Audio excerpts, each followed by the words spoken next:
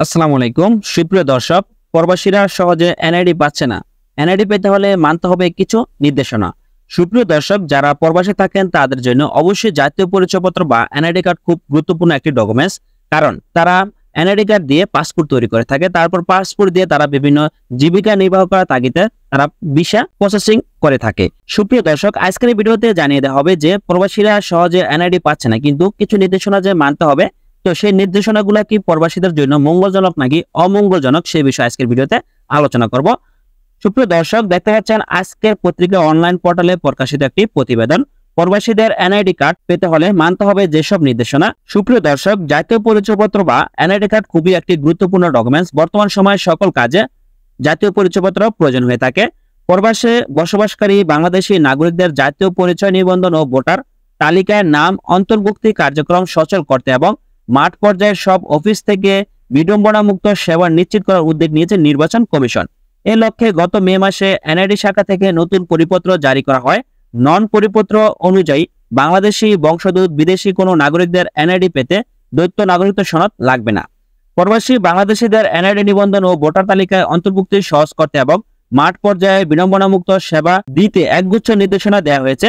সুপ্রিয় দর্শক, এখন জানিয়ে দেওয়া হবে যে প্রবাসীদের যে নির্দেশনাগুলো মেনে জাতীয় পরিচয়পত্র বা এনআইডি কার্ড সংগ্রহ করতে হবে, তা কি প্রবাসীদের জন্য মঙ্গলজনক? সুপ্রিয় দর্শক, যে সকল বাংলাদেশি প্রবাসীরা বিদেশে থাকেন তাদের জন্য অবশ্যই জাতীয় পরিচয়পত্র পাওয়ার জন্য যে নির্দেশনাগুলো দেওয়া হয়েছে তা তাদের জন্য অবশ্যই মঙ্গলজনক। তো এখন ধাপে ধাপে আপনাদেরকে জানিয়ে দেওয়া হবে।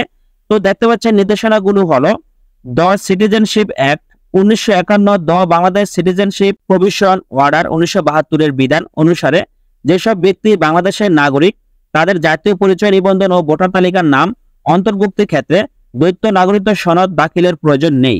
এ আইন ও আদেশ অনুযায়ী আবেদনকারীর পিতা মাতা অথবা দাদা দাদির বাংলাদেশি নাগরিক হওয়ার সপক্ষে প্রমাণ হিসেবে তাদের জাতীয় পরিচয়পত্র, বাংলাদেশি পাসপোর্ট বা ড্রাইভিং লাইসেন্স বা অনলাইন জন্ম সনদ বা অনলাইন মৃত্যু সনদ প্রযোজ্য ক্ষেত্র হিসেবে বিবেচনা হবে এবং সংশ্লিষ্ট সিটি কর্পোরেশন বা পৌরসভা বা ইউনিয়ন পরিষদ থেকে ইস্যুকৃত নাগরিক সনদের কপি দাখিল করতে হবে।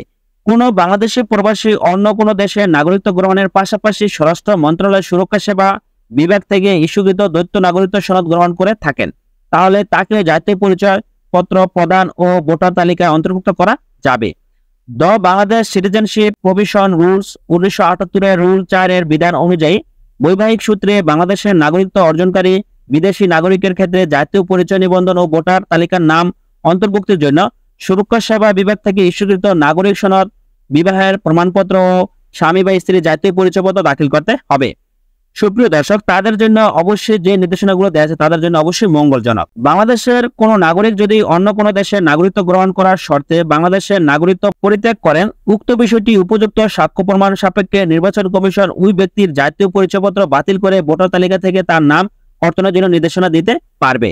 প্রবাসী বাংলাদেশিদের দাখিলকৃত জাতীয় পরিচয় নিবন্ধন ও ভোটার তালিকার নাম অন্তর্ভুক্তির আবেদনসমূহ প্রাপ্তির পর বায়োমেট্রিক তথ্য গ্রহণ সহ 7 কার্যদিবসের মধ্যে নিষ্পত্তি এবং 2 কার্যদিবসের মধ্যে ডাটা আপলোড নিশ্চিত করতে হবে। সুপ্রিয় দর্শক, প্রবাসে বসবাসকারী বাংলাদেশি নাগরিকদের জাতীয় পরিচয় নিবন্ধন ও ভোটার তালিকার নাম অন্তর্ভুক্তির ক্ষেত্রে বাংলাদেশের সংবিধান, নাগরিকত্ব আইন, ভোটার তালিকা আইন, জাতীয় পরিচয় নিবন্ধন আইন এবং এই সংক্রান্ত সব বিধান যথাযথভাবে প্রতিপালন করতে হবে। প্রবাসীদের জাতীয় পরিচয়পত্র পাওয়ার জন্য যে সকল আইন বা যে সকল নির্দেশনা মানতে হবে তা অবশ্যই প্রবাসীদের জন্য মঙ্গলজনক। সুপ্রিয় দর্শক, ভিডিওটি যদি ভালো লেগে থাকে তাহলে অবশ্যই চ্যানেলটি সাবস্ক্রাইব করবেন এবং যারা এই ভিডিওটি ফেসবুক পেজে দেখছেন তারা অবশ্যই পেজটি ফলো করতে ভুলবেন না।